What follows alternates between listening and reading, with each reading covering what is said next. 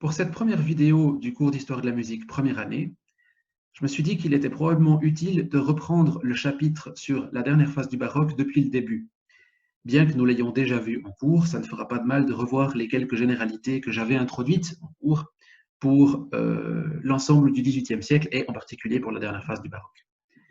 Vous voyez donc apparaître devant vous le sommaire, les différents chapitres que nous allons parcourir ensemble, semaine après semaine, au fur et à mesure que je mettrai des vidéos en ligne. J'avais commencé par rappeler quelques généralités à propos du XVIIIe siècle, et en particulier du XVIIIe siècle musical. Ce sont des choses qu'on a déjà vues, et donc je vais être synthétique et résumer cette diapositive en deux idées fondamentales. D'abord, le XVIIIe siècle en Europe est appelé habituellement le siècle des Lumières. C'est une idée qui est très bien connue des Européens, en particulier des Français, même si ce n'est pas un concept uniquement français. L'Aufklärung en Allemagne, les Lumières en Angleterre, l'Enlightenment, ont aussi une grande importance. C'est un mouvement de pensée au moins européen, et peut-être même universel, avec des innovations importantes et une refonte générale de penser le monde et la façon de le comprendre. L'idée centrale des Lumières, c'est l'idée de raison, l'idée de rationalité. Si vous n'êtes pas très à l'aise avec ces concepts-là, avec ce que c'est qu'un philosophe des Lumières, ce que touche la raison des Lumières, la méthode scientifique, c'est-à-dire la méthode expérimentale, etc., je vous invite à aller lire ne serait-ce que l'article Wikipédia ou dans votre encyclopédie préférée, ou peu importe sur Internet, pour vous rafraîchir la mémoire ou découvrir ce qu'est la période des Lumières et la pensée des Lumières. La deuxième idée, et c'est la plus importante pour nous, c'est que paradoxalement, les idées des Lumières n'ont pas une influence énorme sur la musique. Et la raison est assez simple. La musique est considérée au XVIIIe siècle comme un art mineur.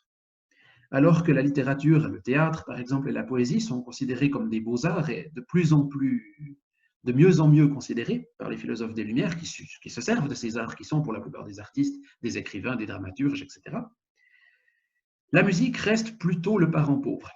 C'est un art qui se rapproche plutôt de l'artisanat. On l'avait déjà vu plusieurs fois à propos de la musique au début du baroque. Le compositeur est relativement mal considéré. Il est considéré comme un artisan, comme par exemple un boulanger, à qui l'on passe une commande et dont on attend qu'il fournisse la marchandise selon la commande qui a été demandée dans un délai donné. On n'a pas plus de respect que ça pour la musique. Et la raison est que la musique n'est pas un art précis. Ce n'est pas un art propre pour les philosophes des Lumières à exprimer une pensée. On ne peut pas raisonner par la musique.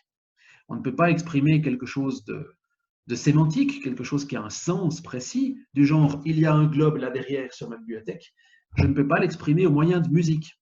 La musique, vous voyez les citations, ne peut tout au plus exciter qu'un sentiment assez vague. Selon la jolie expression de l'un des principaux philosophes français des Lumières, d'Alembert, un des co-auteurs de l'encyclopédie, enfin co-publicateur de l'encyclopédie, c'est une langue sans voyelles. C'est une langue, elle peut transmettre quelque chose, elle peut communiquer quelque chose, mais rien de précis, comme si on parlait le français sans voyelles. On pourrait communiquer quelque chose, la sonorité pourrait être plus ou moins agréable, mais ça ne voudrait rien dire. Et donc, pour les philosophes des Lumières, la musique est un art secondaire, pas très important. Ça ne veut pas dire qu'il n'y a pas une certaine pénétration des idées des Lumières dans la musique, et dans l'histoire de la musique, on le verra surtout en France, autour du personnage de Rameau. Néanmoins, le statut social et le statut professionnel des compositeurs et en général des artistes au XVIIIe siècle n'est pas tellement meilleur qu'au XVIIe. C'est au XIXe siècle que va s'opérer un renversement complet de ces valeurs. Le romantisme va au contraire faire de la musique l'art par excellence. L'art le plus important et peut-être même la discipline la plus importante de l'intellect humain et de l'activité humaine, de l'activité artistique en tout cas et de l'activité humaine en général. Mais on n'en est pas encore là. À l'époque des Lumières, c'est assez paradoxal, mais si brillante que soit la civilisation européenne, du moins en apparence, de l'époque des Lumières, si intéressante que soit la philosophie des Lumières, la méthode scientifique et ainsi de suite, les découvertes scientifiques, la réflexion sur la politique, la réflexion sur les sciences, l'épistémologie, etc., ça ne touche que très résiduellement la musique. C'était donc les deux idées fondamentales que je voulais développer dans cette diapositive.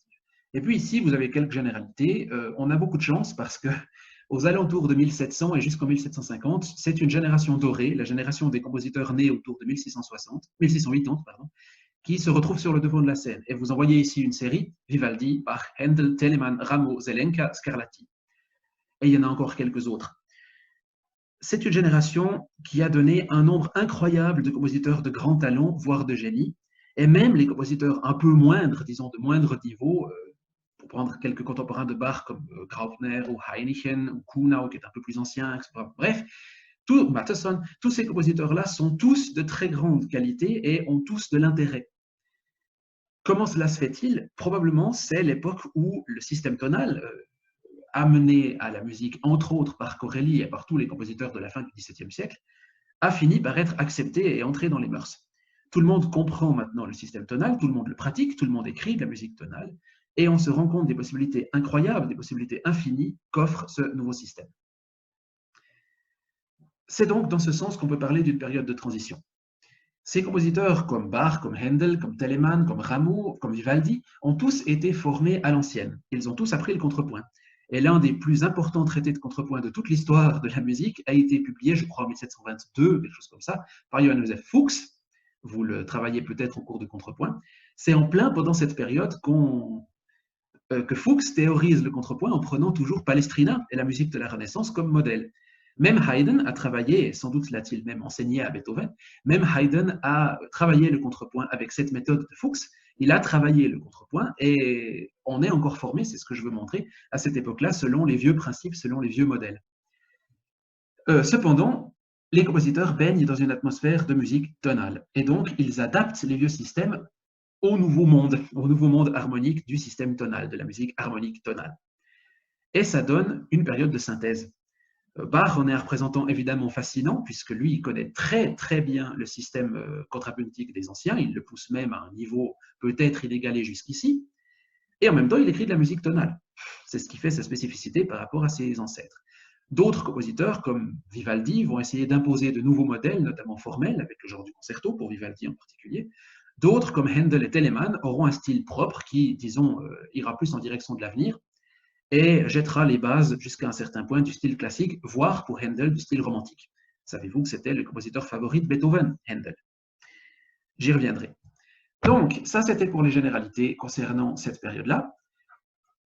Nous allons désormais entrer dans les vidéos qui vont venir, dans les genres particuliers qui illustrent cette période, qui jonchent cette période, et voir quelles sont les caractéristiques différentes de ces genres et comment ils se recoupent plus ou moins suivant les compositeurs qui les pratiquent.